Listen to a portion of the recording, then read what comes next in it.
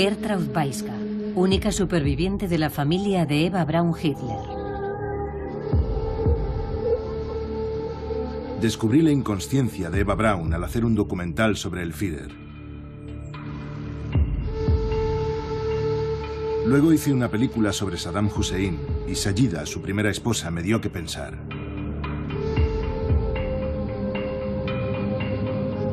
Pero fue durante un rodaje sobre la familia Bin Laden cuando tomé conciencia del auténtico papel de las primeras damas.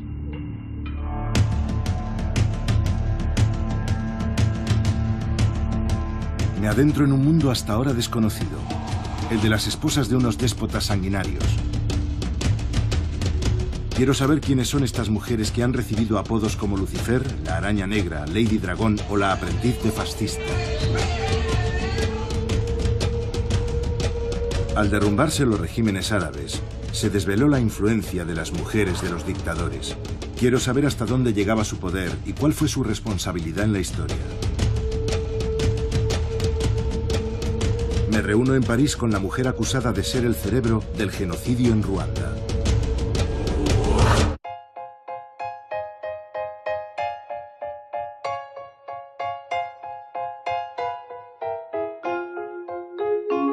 Las esposas de los dictadores.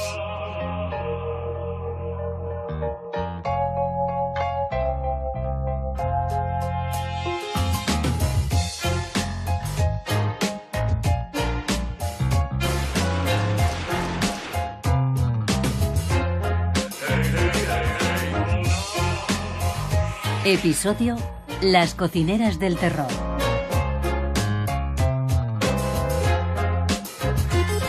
Agatha Yarimana, Ruanda. Sayida Hussein, Irak.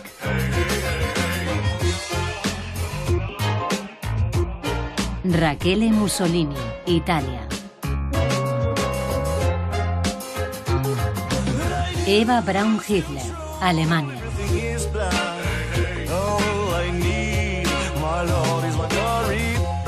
Las esposas de Pol Pot, Camboya. Safia Gaddafi, Libia.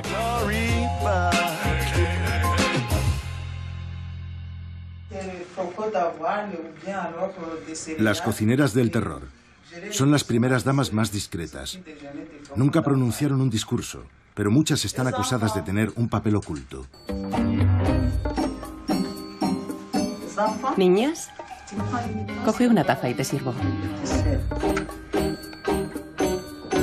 Te gusta, ¿verdad? Ten cuidado. Está caliente.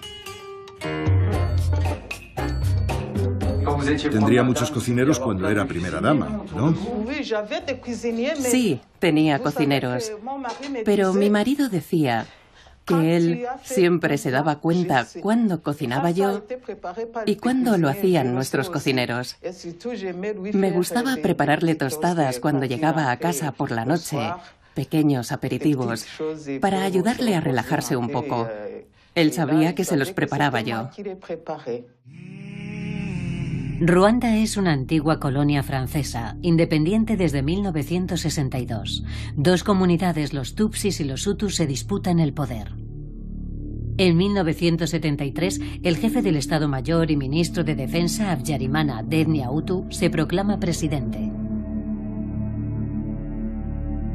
Los Hutus ocupan posiciones clave y el país vive 20 años de relativa estabilidad. Las potencias francófonas explotan las riquezas mineras de la nación. En el año 1990 se produce la rebelión del Frente Patriótico Ruandés, el movimiento Tutsi liderado por Kagame. El ejército francés y el belga intervienen para reprimirla. En 1991 tiene lugar la masacre de los Tutsis del clan Bagowe. ¿Qué siente al mirar el retrato de su esposo? Mi marido todavía está con nosotros. Hemos puesto todas estas fotos porque sabemos que él también está aquí, protegiéndonos. No nos podemos separar de él. La joven Agatha Kasinga, hija de un líder tribal, soñaba con dedicar su vida al Señor. Pero en el año 1962, a través de su hermano, conoce a un antiguo seminarista, el joven teniente Habyarimana, que le propone matrimonio un año más tarde, tras ser ascendido a capitán.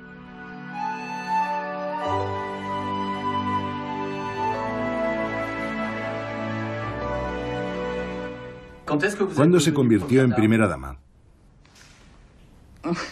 Cuando el presidente dio el golpe de Estado.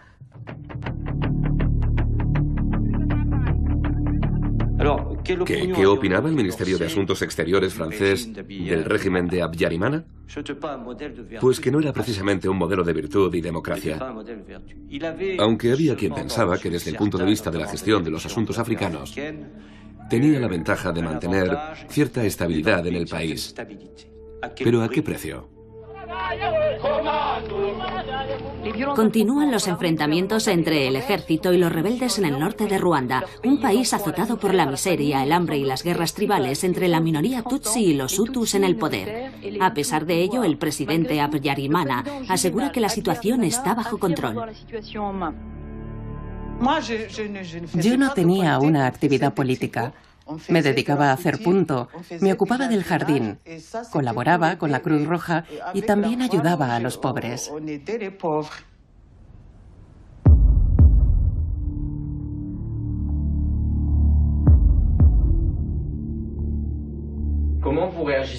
¿Cómo se sentía cuando, por ejemplo, la prensa la llamaba Lady Genocidio? Rezo por todas esas familias que perdieron a sus seres queridos.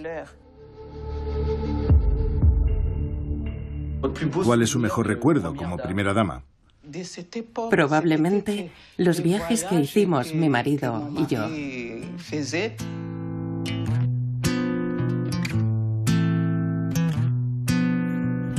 Las mujeres de los líderes a los que visitaba insistían en que fuese también.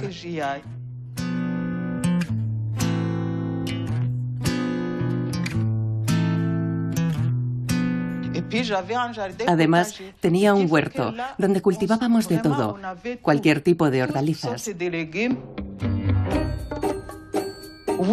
Sí, lo cierto es que ese era mi hobby. Me encantaba ocuparme del huerto. También teníamos cerdos, ovejas, pavos reales y pavos.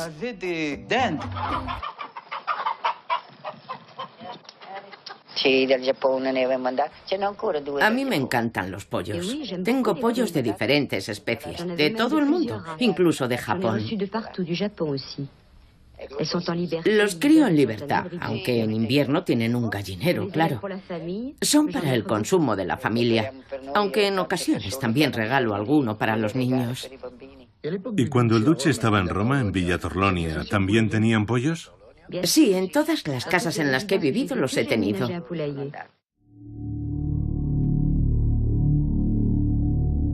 La historia nos enseña que es difícil limitarse a la avicultura cuando se es la primera dama de un país sumido en el terror.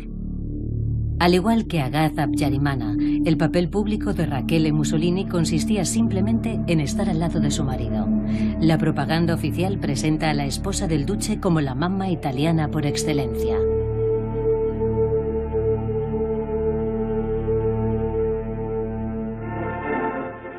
La señora Mussolini asiste a la inauguración de la Casa de la Madre y el Hijo, una magnífica institución al servicio de la maternidad y la infancia.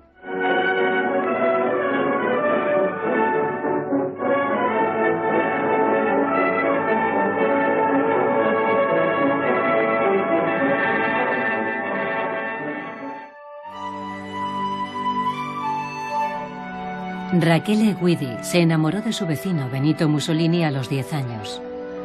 Se quedó embarazada a los 20 y se casó con él en el año 1915. El matrimonio tuvo 5 hijos. La señora Mussolini hizo la vista gorda ante las infidelidades de su esposo. Pese a ser muy protectora con su clan, apoyó a su marido cuando el duce ordenó asesinar a su yerno, acusado de intentar apartarlo del poder. Al caer el régimen, Mussolini fue arrestado con su amante. Ambos fueron ahorcados en público. A pesar de no haber ejercido una actividad política, la viuda de Mussolini fue encarcelada, aunque la liberaron a los pocos meses. ¿Qué queda del duce en este despacho? Pues no queda nada, aparte de este reloj, que mi marido siempre tenía en su despacho. Me lo llevé cuando me marché de Roma. En el momento en que me arrestaron, lo llevaba en la maleta. Me encarcelaron, pero no registraron ninguna de mis pertenencias. Ni siquiera se atrevieron a tomarme las huellas dactilares. ¿La esposaron? No. Fueron amables conmigo. No. ¿No teme ir un día a la cárcel? No tengo miedo, no. Cuando una es inocente, como lo soy yo, no queda más remedio que confiar en la justicia francesa. Estoy segura de que la verdad saldrá a la luz. Así que no tengo miedo.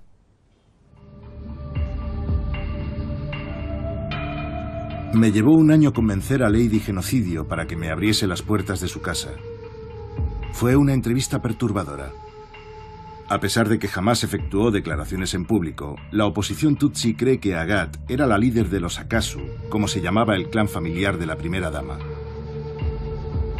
3 de sus hermanos ocupaban cargos en el círculo más próximo al poder. Sin embargo, me cuesta creer que esta mama africana esté detrás de uno de los genocidios más sangrientos de la historia. ¿Y si me estuviera engañando? Era casi imposible debilitar al régimen del presidente Habyarimana sin recurrir a la calumnia. Para lograrlo, atacaron a la familia de su mujer, sobre todo a su hermanastro, que era el secretario personal del presidente, y a uno de sus hermanos, que era gobernador.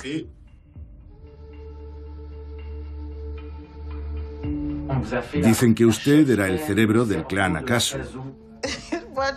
Me atribuyen un papel que nunca he tenido. Me quieren hacer pasar por alguien importante, cuando en realidad yo no sé nada, no tengo nada que ver con todo eso, no entiendo nada.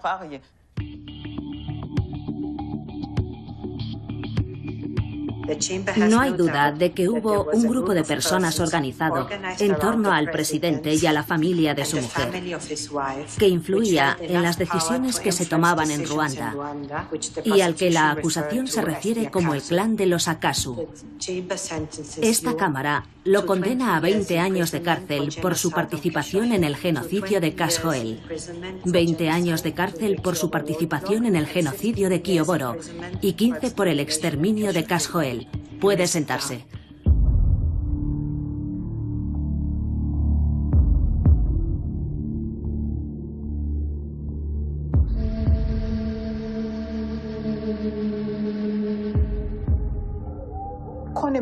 Yo no sabía nada de política, ni siquiera conocía el nombre de todos los ministros.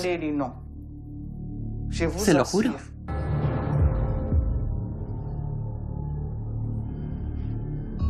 Personalmente, creo que la señora Habyarimana desempeñó un papel decisivo. Se escondía detrás del rol de madre de familia, ama de casa y criadora de pollos. Se niega a reconocer lo que fue. Me atrevería incluso a decir que se hace un poco la tonta. Estaba muy unida a sus hermanos y también a una serie de militares de alto rango que eran miembros del clan de los Akasu. Dicen que era usted amiga de la ministra de Asuntos Sociales. Era unos años mayor que yo. Es cierto que la conocía, pero no éramos amigas. Además, desde que fue nombrada ministra, ya no la veía tanto. No éramos íntimas.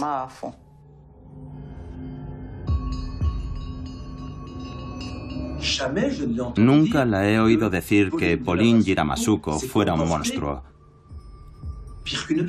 Simplemente dice que no eran buenas amigas. Al menos podría tener un poco de compasión con todas las mujeres a las que Pauline ordenó violar. Todos los tutsis morirán. Tienen que desaparecer de la faz de la tierra. Poco a poco los iremos matando como a ratas. Radio Mil Colín era la herramienta de propaganda que promovía el exterminio de los Tutsis. Se convirtió en la voz de los genocidas. Dicen que colaboraba con Radio Mil Colín. Nunca he tenido nada que ver con esa radio, pero si ni siquiera la escuchaba. Un día, Marie-Rose, tu padre llegó a casa y como hacía siempre, nada más entrar puso la radio. O puede que fuera la tele. Vio que yo estaba en la cocina y me preguntó qué hacía. ¿Cómo no estaba escuchando las noticias? Por lo visto, había habido cambios en el gobierno y yo ni siquiera estaba al corriente.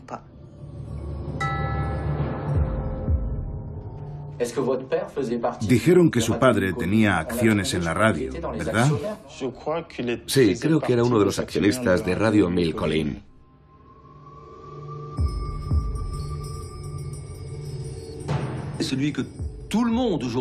A día de hoy, todo el mundo reconoce que la persona que financió el genocidio, Felician Kabuga, era el padrastro de 2 de sus hijos. ¿Usted era amiga del cerebro del genocidio? ¿Amiga? ¿Yo? ¿Es creíble Agathe en el papel de simple cocinera, teniendo en cuenta que los principales ejecutores del genocidio de Ruanda se sentaron a su mesa? Este viaje al corazón del terror me recuerda al rodaje de un documental anterior. Entonces visité la residencia de Hitler, Berghof, en compañía del único miembro superviviente de la familia de Eva Braun, su prima Gertraud, que vivió allí con ellos durante una temporada. Pasé 6 meses con Eva Braun en Berghof. Mi prima Eva y yo tomábamos el té aquí. También solíamos sentarnos en la terraza a tomar el sol. Charlábamos un poco y cuando hacía buen tiempo nos escapábamos sin que nos vieran los soldados. Creo que antes aquí había una escalera. Esos eran los peldaños.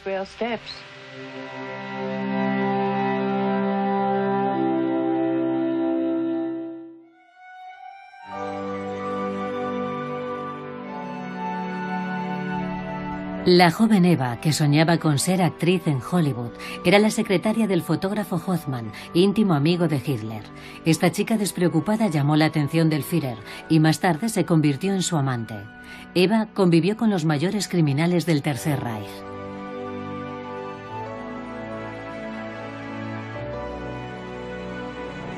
Este es el salón principal, donde se celebró la boda de Gretel. Fue un 4 de junio. El matrimonio de la hermana de Eva Braun con Fegelein, un siniestro general de las SS conocido como el Pequeño Verdugo, reforzó la posición de la amante de Hitler. Sin embargo, Eva carecía de toda ambición política y solo vivía para divertirse. Para él, era como una niña pequeña, no una persona mayor. Hacía todo lo que él quería. Aparte de su relación con Hitler, Eva Braun no tenía nada más.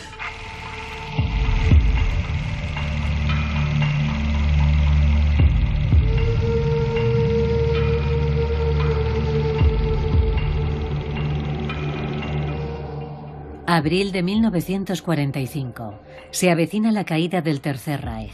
El cuñado de Eva Braun, Fegelein, fue arrestado cuando iba a desertar. Eva trató de intervenir, pero a pesar de su insistencia fue ejecutado.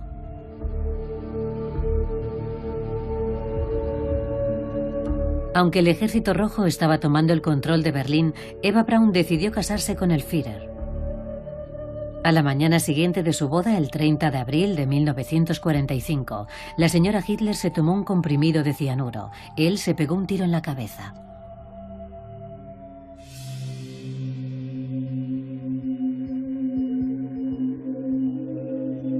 Eva Braun Hitler encajaba a la perfección con el dictador. Era un soplo de frivolidad en su vida. Desconectada del mundo, Eva vivía feliz en su burbuja. ¿Podemos culparle por su mutismo? ¿O simplemente era fruto de la inmadurez?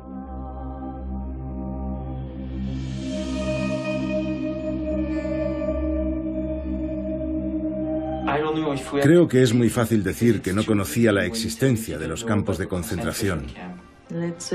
Digamos que todo lo relativo a los campos de concentración se ocultaba a la opinión pública.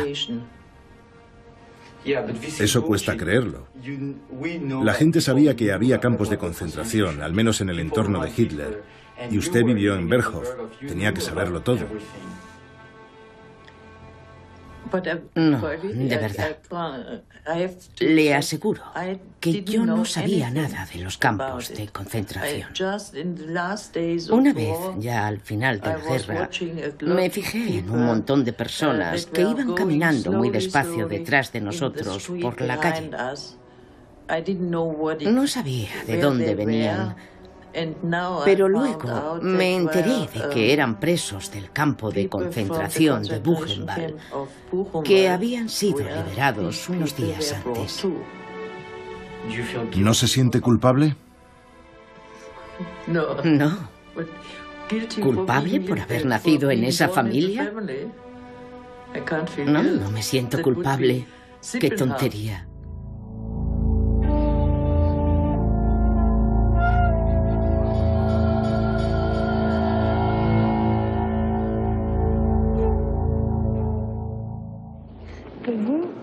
¿Usted ha participado de alguna manera en el genocidio de Ruanda? No, nunca jamás. Me fui de Ruanda a los 3 días del atentado que sufrió mi marido. Por lo tanto, no puedo haber participado en el genocidio después de su muerte. Ni siquiera era miembro del gobierno. Me acusan de cosas de las que saben que soy inocente. El 6 de abril de 1994, el avión del presidente Habyarimana fue derribado cuando sobrevolaba el palacio presidencial. Agat descubrió los restos de su marido esparcidos por su jardín. Durante 3 meses, los hutus masacraron a cientos de miles de tutsis en venganza por el ataque. La oposición acusa a la primera dama de hacer una lista de personas a las que matar para vengar la muerte de su marido. Mataron a nuestro padre. Tuvimos que recoger los trozos del cadáver de nuestro propio padre, que estaba completamente destrozado.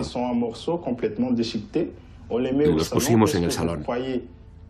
¿Realmente cree que tuvimos tiempo de pedir a nadie que eliminara a tal o a cual persona?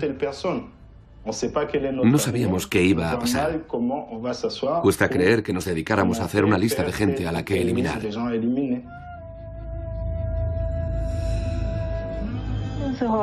Agat y yo éramos buenas vecinas. A menudo nos invitaban a su residencia o, por ejemplo, cuando organizaban una fiesta. Los domingos íbamos juntas a misa. Era muy religiosa, ¿sabe? Pero sobre todo era maquiavélica. ¿Cómo pudo una buena cristiana como ella dejar que la Guardia Presidencial nos masacrara de esa forma? Mientras la viuda llora a su marido, al día siguiente de su muerte, sus vecinos tutsis fueron masacrados en la residencia presidencial. Nos sacaron de nuestra casa y nos llevaron a una pocilga que tenía Agat en su residencia. Vi con mis propios ojos cómo troceaban a los míos y se los daban de comer a los cerdos.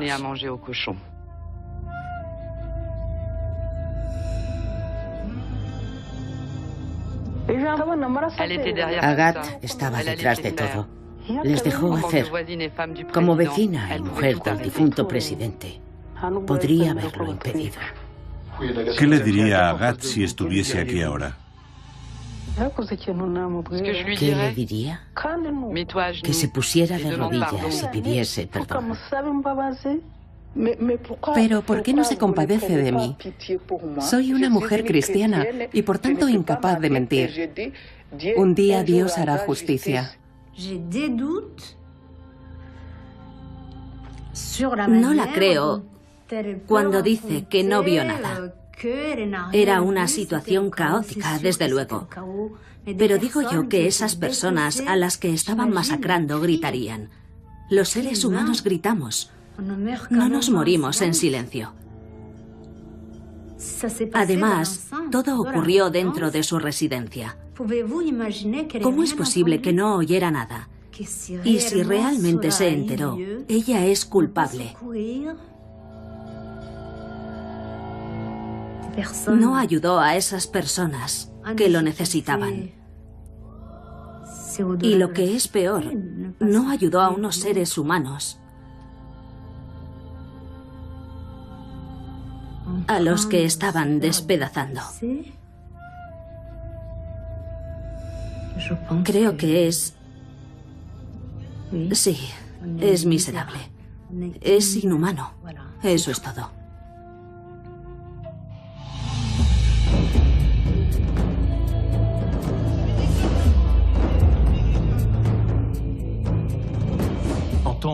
Como mujer del presidente Habyarimana, al menos podía haber dicho algo a título personal. Podría haber dicho: paremos el genocidio en Ruanda. Pero jamás oímos una palabra de su boca.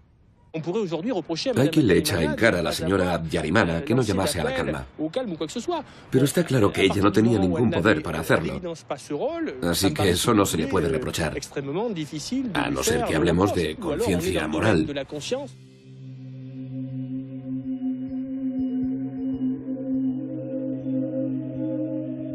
La conciencia implica la facultad de distinguir entre el bien y el mal. Creo que las señoras Habyarimana, Mussolini y Hitler nunca tuvieron problemas de conciencia. Estas mujeres, más bien incultas, se desentendieron de la realidad y se centraron en su vida doméstica.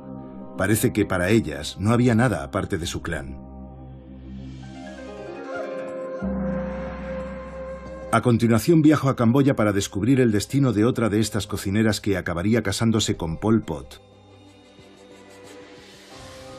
Las declaraciones de su asesor, el antiguo embajador de los Jemeres Rojos en Naciones Unidas, me cogen por sorpresa. La gente dice que Pol Pot es como Hitler. Ambos han pasado a la historia como las peores personas del mundo, sí. Pero lo cierto es que, conociendo a Hitler por los libros de historia y al señor Pol Pot por haber vivido con él 5 años, creo que son diferentes. Los Jemeres Rojos eran miembros del movimiento comunista radical de Camboya. En 1975 su líder Pol Pot tomó el poder. El 20% de la población fue masacrado y se prohibió la religión, el dinero y la propiedad privada. En 1994, tras la guerra entre Vietnam y Camboya, declaran ilegales a los Jemeres Rojos y Pol Pot se refugia en la jungla. ¿Me puede hablar de la primera mujer de Pol Pot? Ella fue la primera mujer que acabó sus estudios de bachillerato en Camboya y luego continuó estudiando en Francia.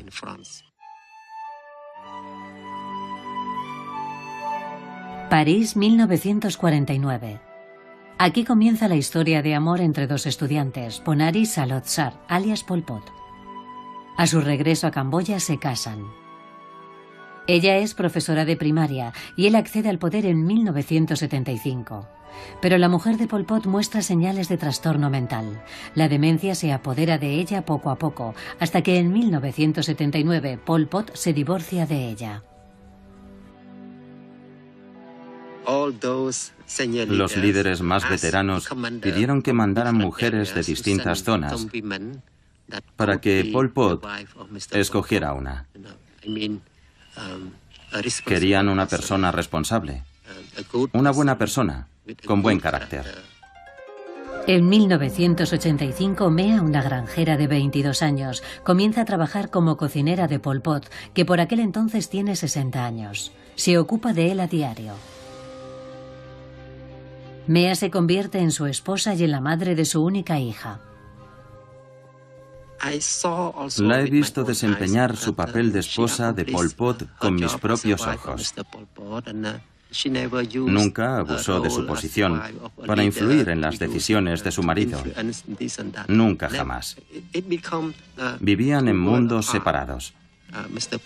El señor Pol Pot hacía su trabajo y su esposa hacía el suyo.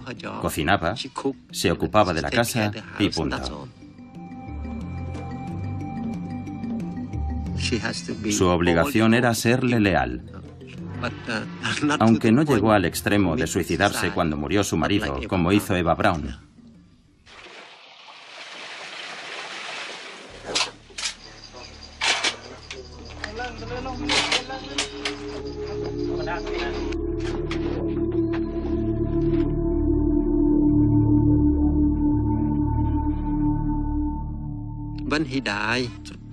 Cuando murió, pensé en la manera de salvar a la hija del señor Pol Pot, así que me divorcié de mi primera mujer con el fin de ayudar a su hija.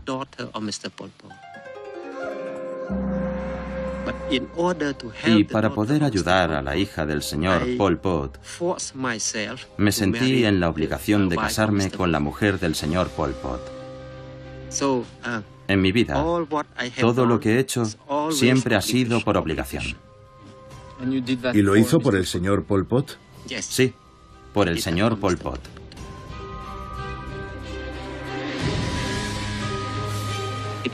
No fue un matrimonio por amor, ¿sabe? Pero tuve que hacerlo porque era mi deber. ¿Echa de menos a su primera mujer? Sí, mucho. Leal a Pol Pot, Tep Kunal emana una serenidad perturbadora. Hay hombres que dejan a un lado sus vidas y son fieles a una ideología que consideran superior. Detrás de un marido cariñoso y de un padre atento puede esconderse un monstruo. Mea le hacía la comida cada día. Mi mujer suele estar en casa. A veces va al campo a plantar algunas verduras. Se ocupa de todo en la casa. Los dos queremos vivir en paz hasta el final de nuestras vidas.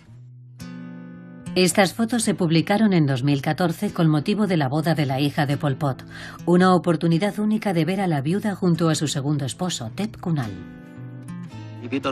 No queremos que nuestros nombres aparezcan en los libros de historia. Preferiríamos que la historia nos ignorase, pero parece que no nos quiere ignorar.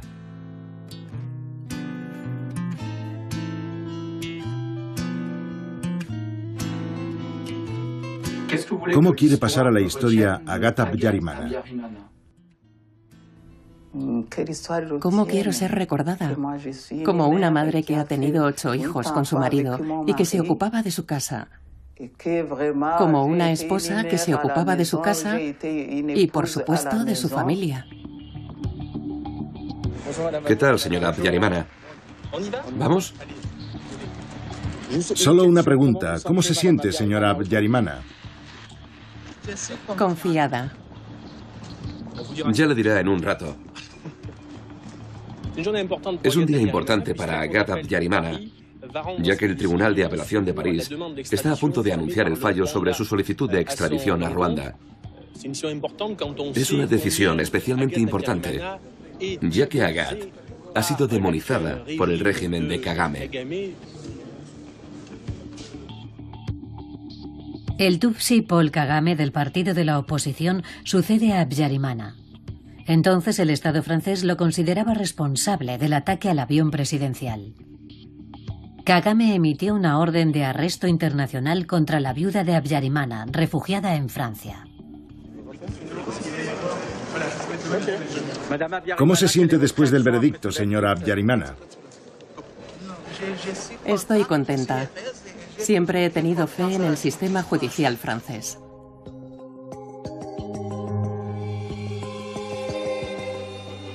París se niega a extraditar a la señora Habyarimana. No cabe duda de que el presidente Kagame trata de boicotear a la justicia francesa. ¿Cree que el señor Kagame intenta vengarse de usted? Ellos mataron a mi marido y me ataca porque sabe que yo estoy pidiendo que se lleve a juicio a los responsables de abatir el avión de mi marido.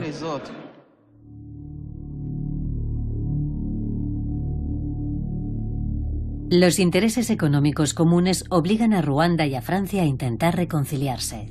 El presidente Sarkozy visitó Kigali el 25 de febrero de 2010 y poco después, como muestra de buena voluntad, arrestaron a Agathe cerca de París. Al no haber pruebas en su contra, la sueltan a las pocas horas.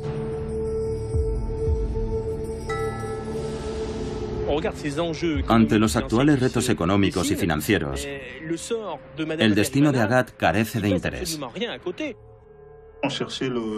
Estaban buscando manganeso y oro. Eso es lo que estaba pasando. Nosotros, nuestra familia, éramos unos pececillos diminutos en una pecera enorme. Las potencias occidentales, aficionadas a dar lecciones, han mantenido en el poder a muchos déspotas para proteger sus intereses. Sin comerlo ni beberlo, estas primeras damas se vieron implicadas en juegos de poder que les venían demasiado grandes. El mundo árabe es un ejemplo perfecto. La viuda de Yasser Arafat ha conocido a muchas de ellas. La primera que se enfrentó a la justicia en el mundo árabe fue Sayida, la mujer de Saddam Hussein. Pero ¿qué había hecho la pobre Sayida para merecer eso? Irak es el cuarto país con mayores reservas de petróleo del mundo. En el año 1979 el vicepresidente Saddam Hussein toma plenos poderes. En 1980 invade parte de Irán con el apoyo de Occidente. Saddam es capaz de mandar ejecutar a un amigo en plena reunión o de declarar una guerra. Su megalomanía no tiene límites. En 1990 invade Kuwait. La ONU impone un embargo al país. La población se hunde en la miseria. En 2003 George Bush invade Irak. Saddam se convierte en un trofeo de guerra.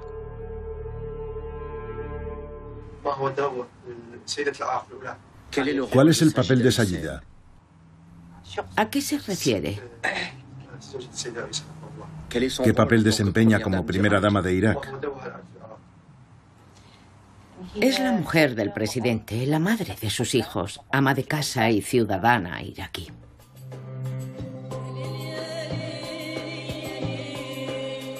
Desde la infancia, Sayida Tulfat está prometida a su primo hermano Saddam Hussein. Cuando este llega al poder, la primera dama de Irak se rodea de su clan familiar. Su hermano es el ministro de Defensa y su padre el alcalde de Bagdad. La mujer de Saddam Hussein se muestra muy discreta. Ante las matanzas cometidas por su marido, ella guarda silencio.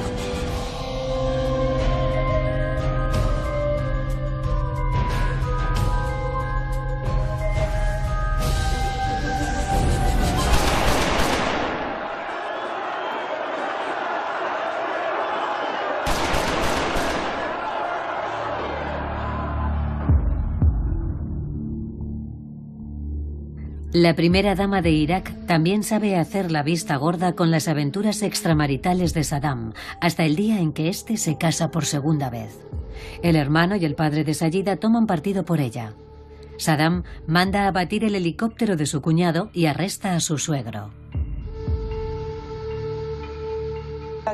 Sayida Hussein se quedó con su marido por miedo, no por amor. Eso lo tengo claro. Era una mujer tranquila, nada autoritaria.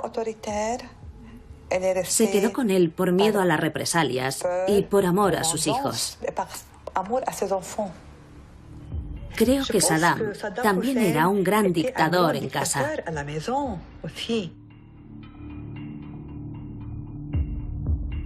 Sayida Hussein pierde a su familia, su bien más preciado. Sus 2 yernos, que nombró e impuso ella, también fueron asesinados por su marido.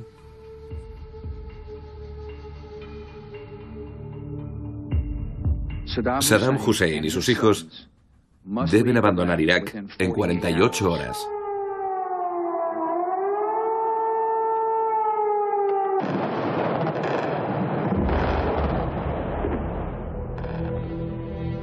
Tras la segunda invasión americana, Sayida Hussein pudo ver por televisión los cadáveres mutilados de sus 2 hijos y de su nieto, expuestos como trofeos de guerra. Más tarde vería el ahorcamiento de su marido. Señoras y señores, lo tenemos.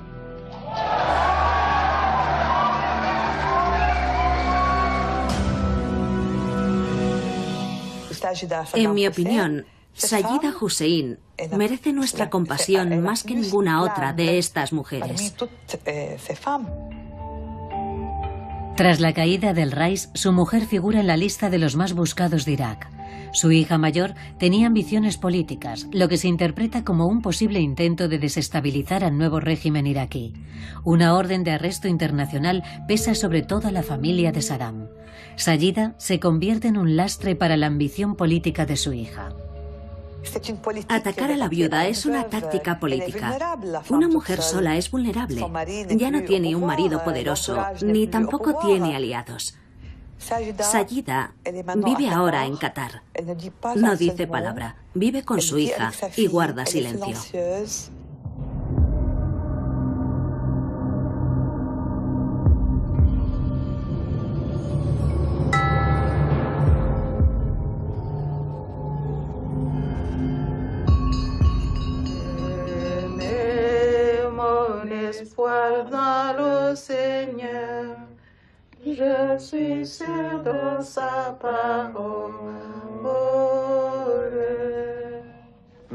La señora Agat Abyarimana me dijo, rezo por ellos. Ella está rezando por ustedes. ¿Qué le sugiere eso? Extraordinario. Ante todo debe saber que no albergamos ningún odio hacia ella. Nosotros solo pretendemos descubrir la verdad. Solo buscamos la verdad. Es una búsqueda de...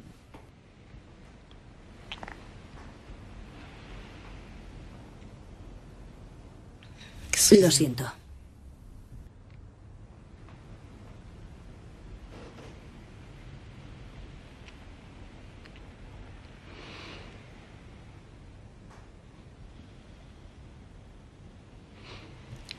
Que siga rezando por nosotros si quiere.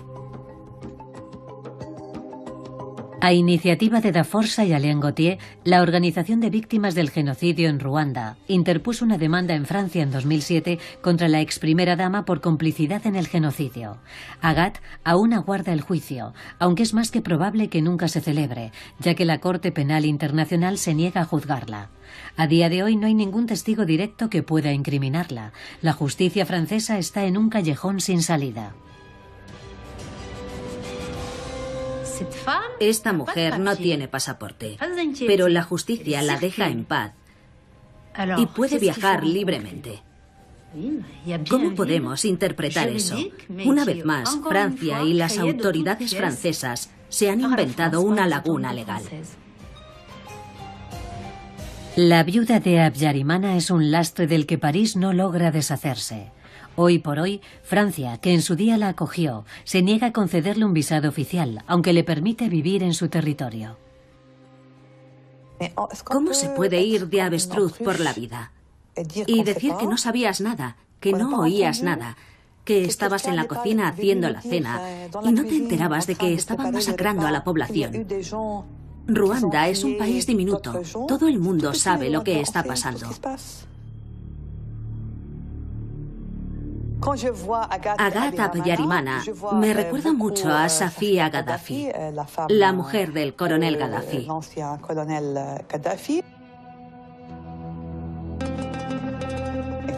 Safia también era ama de casa. Libia es una antigua colonia italiana independiente desde la Segunda Guerra Mundial. En 1969 el coronel Gaddafi, un revolucionario de 27 años, toma el poder. Los bancos, las propiedades de los colonos y las compañías petroleras se nacionalizan. El salario mínimo se multiplica por 2. Durante los años 80 lleva a cabo una política antiamericana, apoyando abiertamente a ciertos grupos terroristas. Gaddafi sobrevive a varios intentos de asesinato. Ordena que las ejecuciones públicas sean televisadas. Entre 1990 y 2000 vuelve a caer en gracia. Abandona su programa nuclear y lucha contra el terrorismo islamista. En 2009 se autoproclama rey de reyes de África e imán de todos los musulmanes. Safía dejó de asistir a las cumbres de jefes de Estado porque, como líder de la revolución, Gaddafi decía que quien mandaba era el pueblo y que, por tanto, no había primera dama. En 1970, la enfermera Safía Farkas cuidó a un joven revolucionario llamado Muammar. Cuenta la leyenda que la joven Safía, miembro de una de las tribus más importantes del país, había sido enviada para asesinar a Gaddafi tras su golpe de Estado, pero que terminó sucumbiendo a su encanto. Ese mismo año contrajeron matrimonio. El clan de Safía se hizo un hueco en el círculo del poder. Su hermana Fátima se casó con Abdalá al-Senussi, que dirigía los servicios secretos. El Tribunal de Apelación de París ha condenado a cadena perpetua al cuñado del coronel Gaddafi por la explosión de un avión de UTA en septiembre de 1989. Fallecieron 170 personas. La mujer de Muammar el-Gaddafi no podía ignorar las atrocidades cometidas por su marido y su cuñado. Solo rompió su silencio una vez, cuando su hija adoptiva murió en un bombardeo en Trípoli. Ruego al pueblo estadounidense y británico que juzguen a la primera ministra Thatcher y al presidente Reagan. Siempre lucharé contra el terrorismo. Safía Gaddafi tenía una personalidad muy fuerte, sumamente fuerte. Estaba de acuerdo con todo lo que hacía su marido. Los Gaddafi eran una pareja muy unida. Gaddafi siempre pasaba la noche con Safía, a pesar de sus relaciones extramatrimoniales.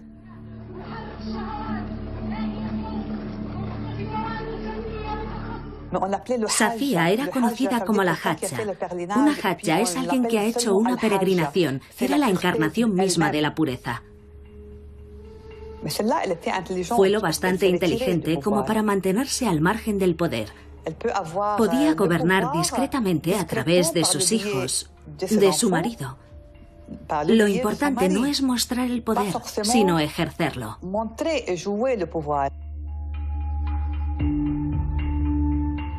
Safía Gaddafi sabe que cuenta con el apoyo incondicional de sus 7 hijos. 4 tienen rangos importantes en el ejército y otro de ellos trabaja en la industria petrolera. En el escenario internacional, su hijo mayor, Saif al-Islam, se presenta como el sucesor moderado de su padre y es un valioso interlocutor para los dirigentes occidentales. Su hija Aisha, prestigiosa abogada y mensajera de la paz de Naciones Unidas, defendió a Saddam Hussein durante su juicio.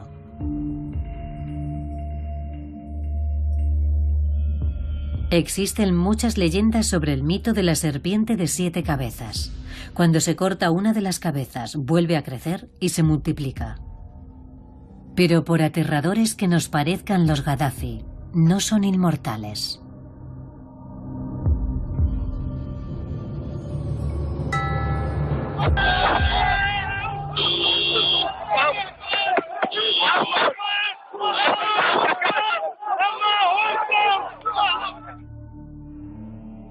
Tras la caída del régimen, Safía Gaddafi se enteró por la televisión de la muerte de su marido y de 3 de sus hijos. A día de hoy, otros 2 de sus hijos y su cuñado están en la cárcel. Si su marido no hubiera sido asesinado, ella y su familia conservarían el poder. Su hijo Saif sería hoy presidente Y ella seguiría siendo la mamá, la Hadja, Safia Gaddafi de Libia. En 2012, Naciones Unidas ordena congelar los activos de la viuda de Gaddafi y le prohíben viajar. Hoy lleva una vida recluida en Omán, bajo la protección del sultán. ¿Cree que las esposas de Gaddafi, Saddam Hussein y Habyarimana son un símbolo? Sí, en el sentido de que quizá cometieron el error de casarse con hombres importantes, como yo, quizá. Las mujeres son muy delicadas. De hecho, yo recomiendo que se laven el doble que los hombres.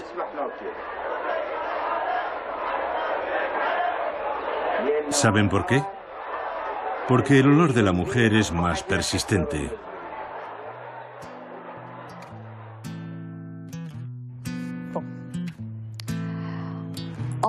Como dice usted, nos enamoramos de estos hombres porque... En fin, yo creo que nos enamoramos de ellos porque vimos al hombre que había detrás. Descubrimos su verdadera personalidad. Los vimos tal y como eran, sin todo ese aura que les rodeaba. Simplemente vimos a la persona.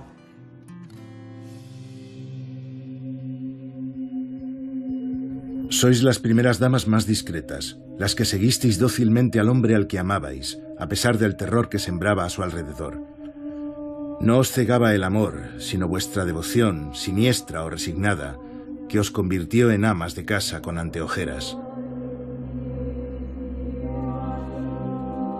De todas vosotras, la mujer de Stalin es la única que aparentemente no pudo soportar el peso del horror. Incapaz de denunciar lo intolerable, puso fin a su vida disparándose una bala en el corazón.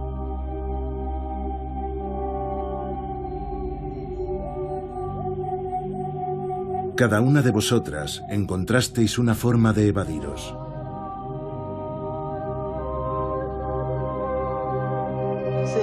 Es Teresa de Calcuta. La última vez que la vi fue en nuestra casa de Canové. Tenía un rosario en sus manos y me dijo, ánimo, no se rinda, esa es su fuerza. Eso fue lo que me dijo.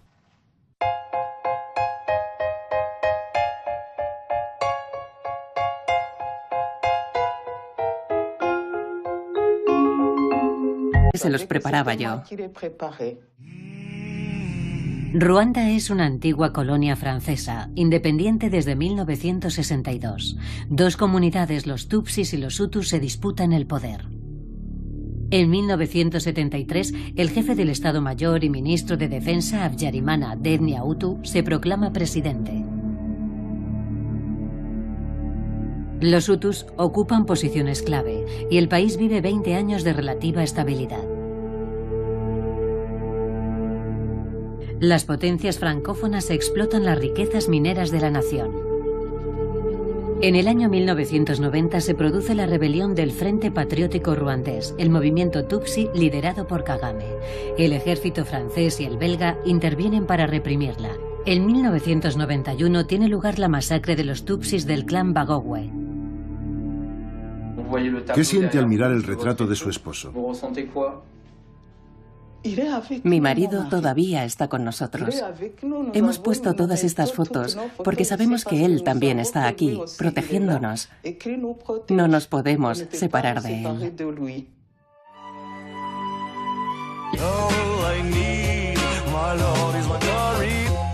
Las esposas de Pol Pot, Camboya. Safia Gaddafi, Libia.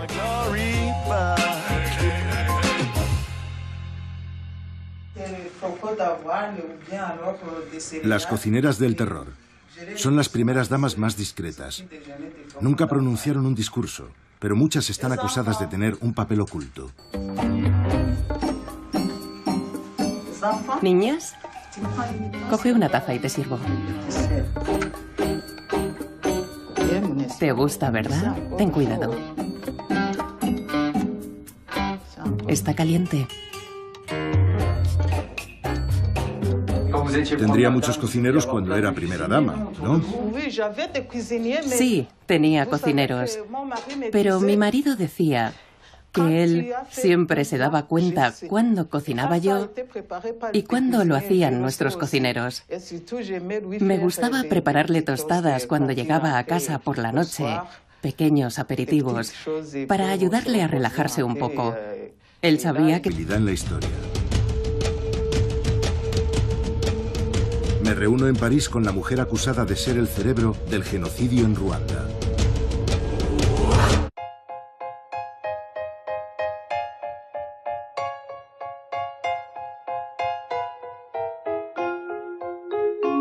Las esposas de los dictadores.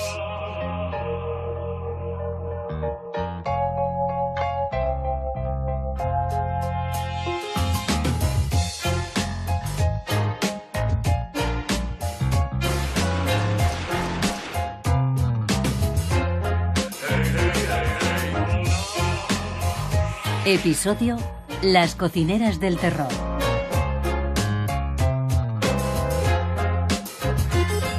Agatha Habyarimana, Ruanda. Sayida Hussein, Irak.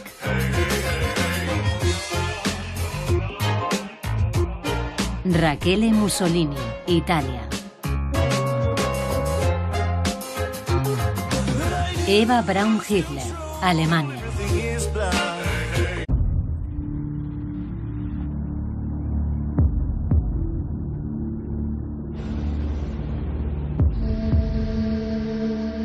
Gertraud Weiska, única superviviente de la familia de Eva Braun Hitler. Descubrí la inconsciencia de Eva Braun al hacer un documental sobre el Führer. Luego hice una película sobre Saddam Hussein y Sayida, su primera esposa, me dio que pensar.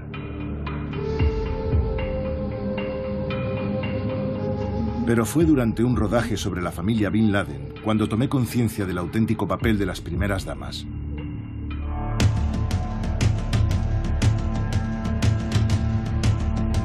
Me adentro en un mundo hasta ahora desconocido, el de las esposas de unos déspotas sanguinarios. Quiero saber quiénes son estas mujeres que han recibido apodos como Lucifer, la Araña Negra, Lady Dragón o la Aprendiz de Fascista. Al derrumbarse los regímenes árabes, se desveló la influencia de las mujeres de los dictadores. Quiero saber hasta dónde llegaba su poder y cuál fue su responsabilidad. La joven Agatha Kasinga, hija de un líder tribal, soñaba con dedicar su vida al Señor. Pero en el año 1962, a través de su hermano, conoce a un antiguo seminarista, el joven teniente Habyarimana, que le propone matrimonio un año más tarde, tras ser ascendido a capitán.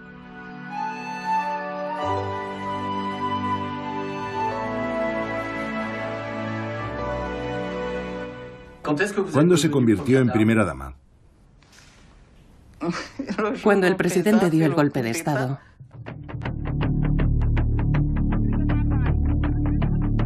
¿Qué opinaba el Ministerio de Asuntos Exteriores francés del régimen de Habyarimana?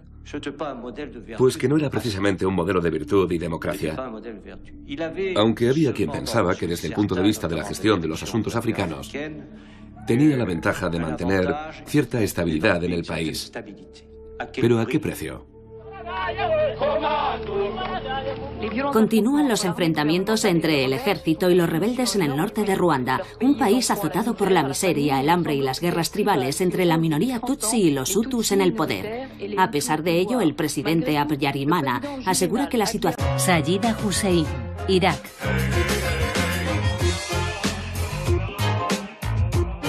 Rachele Mussolini, Italia. Eva Braun Hitler, Alemania.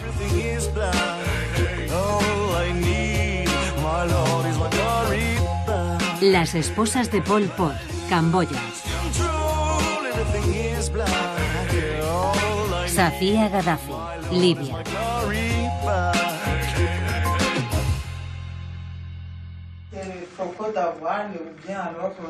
Las cocineras del terror. Son las primeras damas más discretas. Nunca pronunciaron un discurso, pero muchas están acusadas de tener un papel oculto. Niñas, coge una taza y te sirvo. ¿Te gusta, verdad? Ten cuidado. Está caliente. Tendría muchos cocineros cuando era primera dama, ¿no? Sí, tenía cocineros. Pero mi marido decía que él siempre se daba cuenta cuándo cocinaba yo y cuándo lo hacían nuestros cocineros. Me gustaba prepararle tostadas cuando llegaba a casa por la noche, pequeños aperitivos, para ayudarle a relajarse un poco.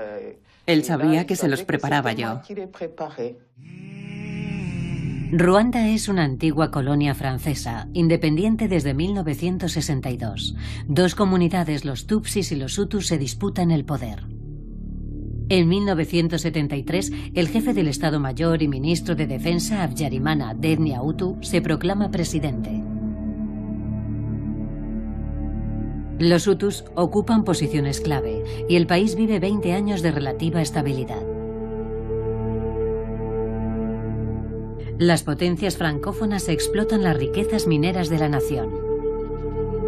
En el año 1990 se produce la rebelión del Frente Patriótico Ruandés, el movimiento Tutsi liderado por Kagame. El ejército francés y el belga intervienen para reprimirla. En 1991 tiene lugar la masacre de los Tutsis del clan Bagogwe. ¿Qué siente al mirar el retrato de su esposo? Mi marido todavía está con nosotros. Hemos puesto todas estas fotos porque sabemos que él también está aquí, protegiéndonos. No nos podemos separar de él. La joven Agathe Kasinga, hija de un líder tribal, soñaba con dedicar su vida al Señor. Pero en el año 1962, a través de su hermano, conoce a un antiguo seminarista, el joven teniente Habyarimana, que le propone matrimonio un año más tarde, tras ser ascendido a capitán.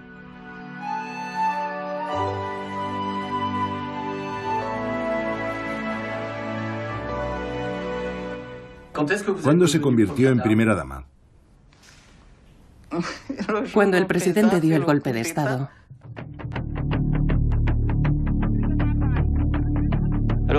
¿Qué opinaba el Ministerio de Asuntos Exteriores francés del régimen de Habyarimana? Pues que no era precisamente un modelo de virtud y democracia. Aunque había quien pensaba que desde el punto de vista de la gestión de los asuntos africanos, tenía la ventaja de mantener cierta estabilidad en el país. ¿Pero a qué precio?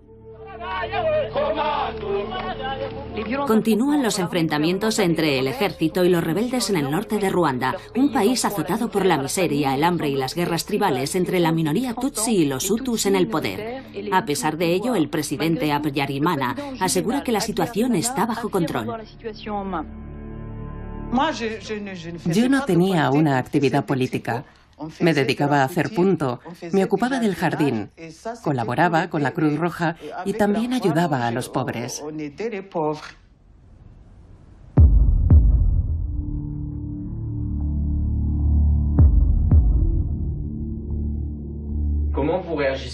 ¿Cómo se sentía cuando, por ejemplo, la prensa la llamaba Lady Genocidio? Rezo por todas esas familias que perdieron a sus seres queridos. ¿Cuál es su mejor recuerdo como primera dama? Probablemente los viajes que hicimos mi marido y yo.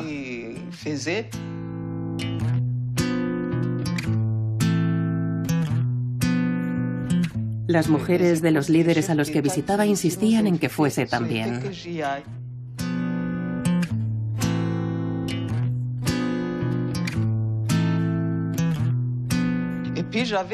Además, tenía un huerto donde cultivábamos de todo, cualquier tipo de hortalizas. Sí, lo cierto es que ese era mi hobby. Me encantaba ocuparme del huerto. También teníamos cerdos, ovejas, pavos reales y pavos.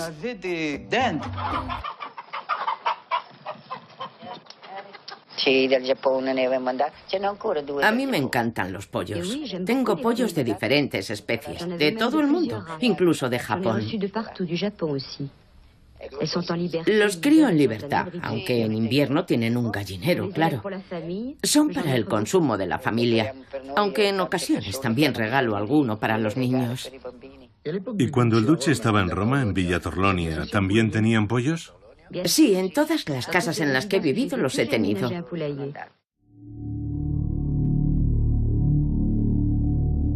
La historia nos enseña que es difícil limitarse a la avicultura cuando se es la primera dama de un país sumido en el terror.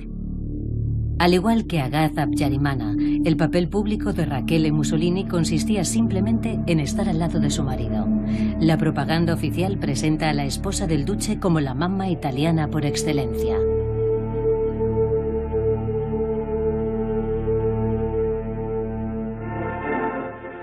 La señora Mussolini asiste a la inauguración de la Casa de la Madre y el Hijo, una magnífica institución al servicio de la maternidad y la infancia.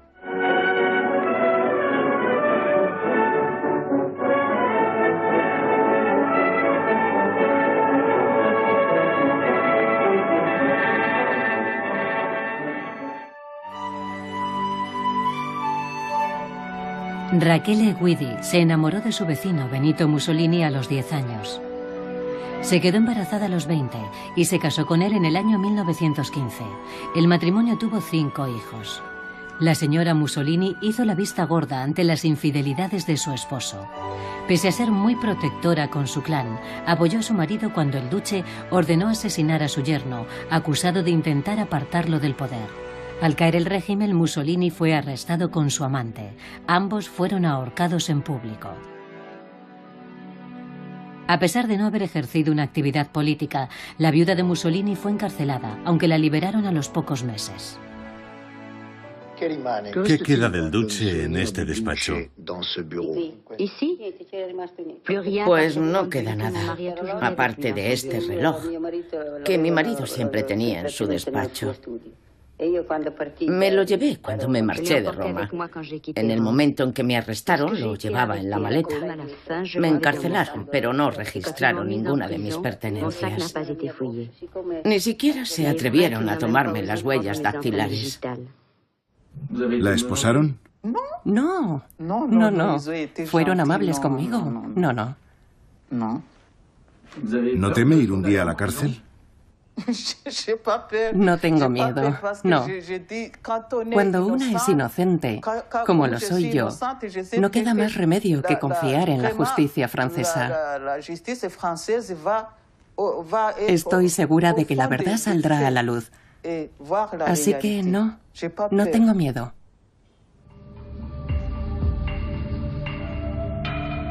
Me llevó un año convencer a Lady Genocidio.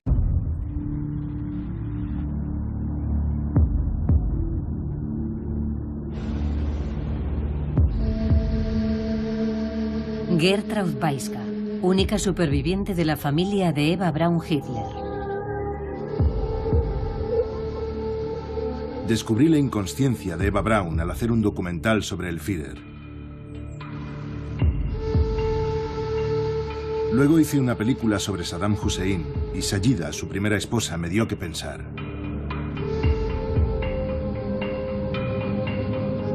Pero fue durante un rodaje sobre la familia Bin Laden cuando tomé conciencia del auténtico papel de las primeras damas.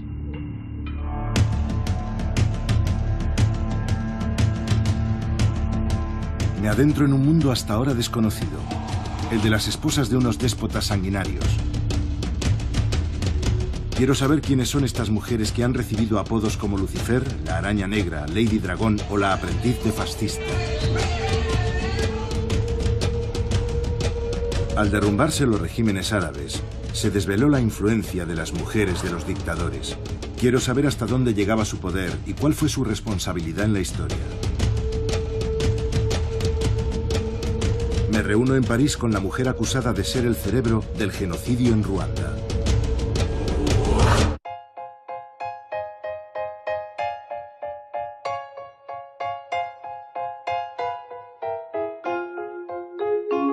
Las esposas de los dictadores.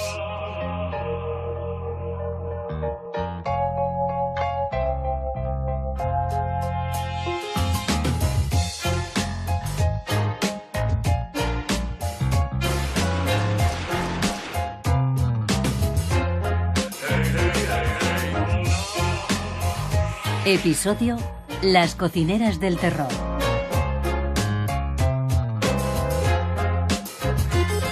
Agatha Habyarimana, Ruanda.